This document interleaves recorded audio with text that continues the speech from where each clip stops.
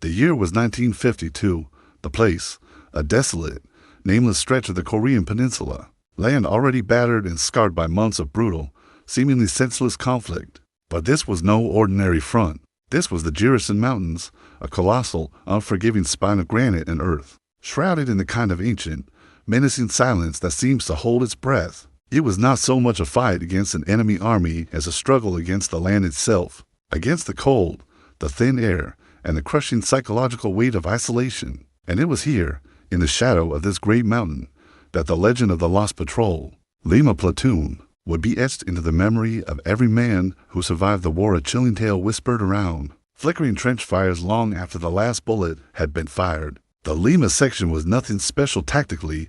It was a standard reconnaissance unit, 23 weary, mostly young men, commanded by a captain named Vance. Vance was a man cut from stern cloth, a Pacific theater veteran, whose eyes held the weary, knowing look of someone who had seen too many suns set on too many fallen friends. His mission on that fateful November morning was simple, perhaps deceptively so: sweep and secure a 5-square-mile pocket of contested territory near the eastern ridges, a place the local Koreans called Fictional, or Ghost Valley. Official intelligence reports suggested nothing more than scattered remnants of guerrilla warfare, but local legends, those passed down by the few villagers who dared to stay, spoke of something far older, far more sinister, something that preyed on human fear in the cold highlands. They spoke of the Tiger of Jangsan, a mythical beast of immense size and supernatural cunning, or perhaps even of the restless spirits of those who died in the mountainous long and bloody history. As they began their ascent, the world was starkly beautiful, a crystalline winter landscape of frosted pines and sharp shadows. The sounds were those of war, the creaking of leather, the rhythmic crunch of boots on frozen earth, the constant, muffled chatter of the radio operator, Private Miller, trying to cut through the mountainous static. But as they reached the plateau overlooking the infamous valley, the weather turned. With a speed that defied nature. It was not rain, nor snow, nor hail. It was fog. It did not roll in, it descended, a bony, thick, suffocating white curtain that instantly swallowed light and sound. It was the color of skim milk and the density of cotton, reducing visibility to a few feet. It clung to the men like a shroud, damp and utterly silent. This was the fog the locals spoke of, the mist of Jirisan, which, according to them, was not water vapor, but the breath of the mountain spirits, calling the lost. Vance checked his watch, 9:30. The temperature had dropped about 20 degrees in 5 minutes. He raised his hand, the universal stop sign, the air suddenly thick and difficult to breathe. "Miller," he whispered, his voice sounding flat and foreign in the oppressive silence. "Radio check. Tell command we're entering the restricted area. 0 visibility." Miller wrestled with the handset, the static now a screaming, incoherent wall of white noise. He shook his head, his face a mask of frustration. "Captain, I can't get through. Total atmospheric interference. It's like the mountain cut the wire." Vance frowned, but pushed the thought away. They were soldiers. They had a job to do. They plunged into the fog, a line of 23 shadows, relying on compass bearings and the desperate hope of reaching the objective marker before nightfall. The environment transformed. The pines became monstrous, distorted shapes. The ground beneath their feet became treacherous, littered with unseen boulders and hidden ravines. But the most unsettling change was the silence, the sounds of the forest, the rustling of small animals, the distant call of a bird. Even the wind were gone. The only noise was the men's ragged breathing, amplified and echoing within the thick white void. It was Sergeant Hayes, a man who rarely spoke but always observed, who noticed the first anomaly. They were passing an ancient, weathered stone altar, a local shrine. Perhaps when he stopped short, his rifle raised, he pointed to the ground beside the moss-covered rock. There, in the freshly turned earth, was a single boot print, not one of theirs. It was impossibly large, a heavy and human impression that seemed to have sunk deeper into the earth than it should have. Vance examined it, his jaw clenched. "Guerrillas," he mumbled, but the print lacked the defined edges of a military boot. It was broad, almost like a paw, but clearly humanoid. They pressed on, their pace quickening, spurred on by a fresh wave of cold fear. Then came the first scream. It was in the sharp, immediate cry of a man hit by a bullet. It was a drawn-out, piercing sound of pure, unadulterated panic, instantly muffled by the fog. It was followed by the unmistakable thud of a body hitting the ground, heavy and sickening. They were to spread out, relying on sound signals. Halt. Form a defensive perimeter. Vance shouted, his voice breaking with urgency. 2 men were missing from the center of the formation. Private Jangsan and Corporal Lee, just gone. No shots fired, no struggle. Only the impact of a falling body. They had vanished barely 50 meters from the main group. They searched frantically for 10 minutes, yelling into the whiteness. But the fog seemed to absorb their voices, returning only a dead, empty echo. The men exchanged terrified glances. This wasn't war. It was something else. It was like being hunted by an invisible predator in a place where the laws of nature seemed suspended. They retreated in a tighter knot, hands gripping their rifles, nerves on edge. They pressed their backs against a steep, cold rock face, trying to regain a sense of security. Miller frantically worked the radio again. Command, this is Lima. Does anyone read me? We've lost 2 men. Repeat, 2 men down. We're under attack by an unknown force. The fog is total. He held the receiver to his ear, his face growing even paler. From the radio, instead of static, came a sound of deep, reverberating rumble, profound and organic, almost like a massive heart beating miles underground. It was rhythmic, slow, and utterly terrifying. Then, a voice, clearer than any signal they had received all day, whispered from the static. A voice that was neither Korean nor American, speaking in a language no one recognized. It was ancient, breathless, and seemed to speak directly to the soul, promising oblivion. Vance snatched the radio. What was that? Miller. What the hell was that? Miller trembled, pointing a shaking finger toward the whiteness. That came from inside the fog, Captain. Not from a transmitter. It was there. The men stared at the opaque veil, straining their eyes and ears. The beating stopped. Silence returned, deeper and more menacing than before. The pressure on them was immense. The psychological warfare more debilitating than a sustained artillery barrage. The next incident was perhaps the most psychologically devastating. They heard the sound of weeping, soft, heart-rending, and distinctly human, coming from the fog only 6 meters away. Jangsan Lee, is that you? Called Vance, his voice heavy with caution and hope. The weeping continued, sounding exactly like Private Jangsan's. Corporal Cho, a young Korean-American soldier who had been particularly close to Jangsan, couldn't bear it. He broke ranks, a reckless dash into the white void. Jangsan, I'm coming. The men shouted his name, but it was too late. Cho ran 3 steps, then screamed not the muffled panic of the first 2 men, but a sharp, piercing cry of ultimate, visceral horror. And then, silence. A heavy silence, instantly replacing the noise, as if the fog itself had closed in on him. A moment later, something landed at Vance's feet. It was Cho's helmet. It hadn't been thrown. It had been placed, deliberately, gently, right at the edge of the fog line. Vance picked it up. It was cold, and on the dull, steely surface, someone or something had made 3 deep, parallel claw marks, each long enough to span the width of the helmet. The terror was now palpable, suffocating. They were being toyed with, lured in, picked off one by an entity that understood their bonds, their weaknesses, their desperate need to save a comrade. Vance knew then with chilling certainty that they would not survive the night.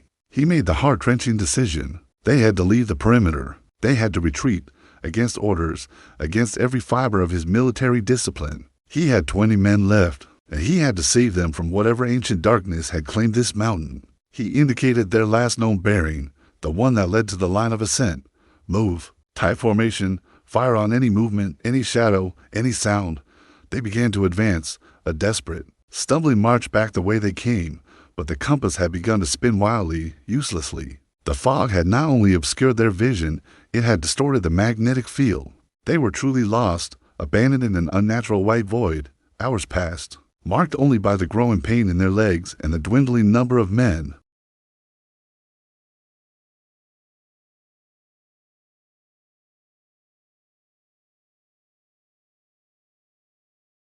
And then Sergeant Hayes, the silent observer, collapsed, not from exhaustion, but from sheer terror. He stared at a patch of land where the fog seemed slightly thinner. He pointed, his eyes wide and fixed. He wasn't looking at an enemy soldier or a wild animal. He was looking into nothingness.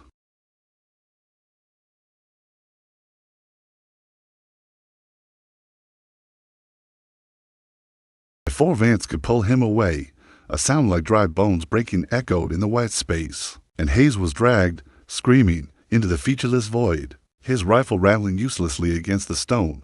The remaining men didn't wait. They broke. Discipline shattered. They ran blindly, stumbling, crying out for home, for God, for liberation.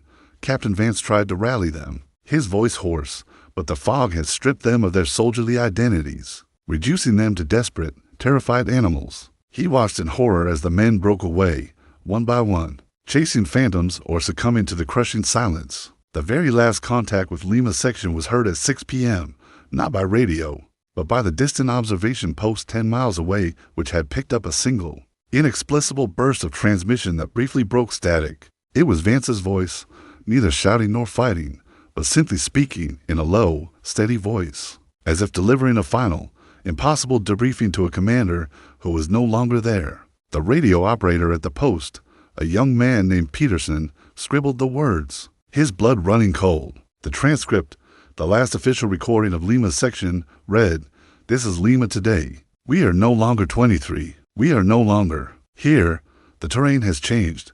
The air is ancient. This is not an enemy force. It is the mountain itself, demanding its debts. Silence is the loudest sound I have ever heard. Tell them we saw the eyes of the mountain. Tell them we went." The transmission stopped there, not cut off, but simply ending, fading into stillness, when a search and rescue team was finally able to enter the valley 2 days later, after the mysterious fog had vanished as abruptly as it had arrived. They found the area eerily pristine. There were no bodies, no blood, no shell casings, no signs of a fight. They found only 3 things, 3 silent witnesses to Lima's section's final hour. First, the broken, useless radio, its circuits inexplicably fried. Second, the men's 23 dog tags, arranged in a perfect, neat circle atop the same ancient stone altar that Sergeant Hayes had first noticed, as if they had been left there as an offering. And third, etched deep into the smooth granite of the altar itself, were 3 fresh, huge, parallel claw marks. The official report classified the Lima section as missing in action, citing the weather, the terrain, and possible unrecorded guerrilla action. But the men who served in the Jirisan mountains, those who heard the whispers and felt the breath of the mist, knew better. They knew the mountain hadn't simply swallowed the 23 men. It had claimed them, and sometimes even decades later on a cold, foggy night when the wind whistles. Down from the high peaks they swear they can hear the faint, rhythmic rumble deep within the earth, the beat of a colossal ancient heart, waiting for the next lost soul to slip into the mist. The loss of Lima Platoon became an immediate, unofficial black mark on the entire campaign of silence so profound it echoed through the high command. Officially, as the search report stated, the terrain had simply swallowed them. Unofficially, however, the whispers began almost immediately filtering down from the search teams, through the weary ranks of the combat engineers, and eventually reaching the general infantry. The most disturbing whispers weren't about what the search team found, but what they refused to look for. They wouldn't search the ravines despite the initial boot prints suggesting a large heavy track, because the local guides they had brought refused to step off the established trails, citing the ancient belief that to disturb the deep places of the mountain during the season of the Fictional was to invite a curse upon their whole clan. They simply packed up the dog tags and retreated faster than they had arrived, leaving the mountain to its silent victory. The psychological impact of this incident was devastating for the units operating in the high altitudes of Jirisan. Before Lima Platoon, the enemy was known, tangible, human, and identifiable by uniform. After the fog, the enemy became the environment itself, an omnipresent, invisible threat that seemed to choose its targets not by tactics, but by some chilling, arbitrary selection process. Sentries on night duty started reporting seeing shadows that didn't move like men, shadows that seemed to melt through the dense pine cover. The sound of a branch breaking unexpectedly was enough to send an entire watch into a state of panic. The common enemy wasn't the distant mortar fire, it was the sudden, inexplicable silence that often preceded the mist.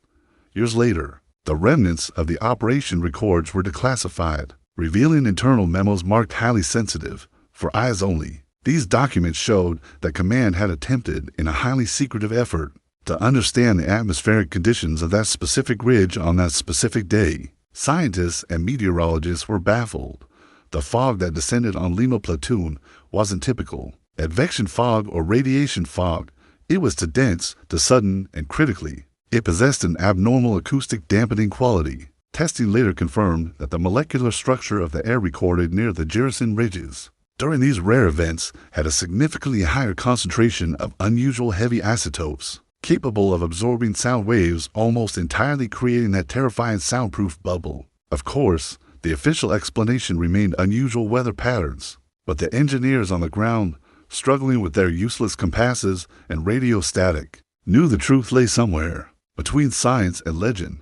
The cultural context of the mountain, largely ignored by the military high command, holds the key to the horror. For centuries, Jirisan has been viewed by the Korean people not merely as a mountain, but as a living spirit, a place of immense power and unpredictable temper. It is the birthplace of ancient spirits and the resting place of countless souls lost to famine, rebellion, and war. Long before the Korean conflict, the legend of the Jangsan Tiger, the mythological Gisan-beom, is central to this. Unlike a regular tiger, the Jangsan Tiger is said to be a shapeshifter, sometimes appearing as a monstrous cat, other times as a shadow, and most chillingly, as a doppelganger, luring travelers by mimicking the voices of their loved ones or comrades. The weeping that Lord Corporal Cho, the perfectly placed dog tags, the silent, terrifying efficiency of the disappearances, they all echo the patterns described in the centuries-old folktales of the Jangsan Tiger's cunning hunts.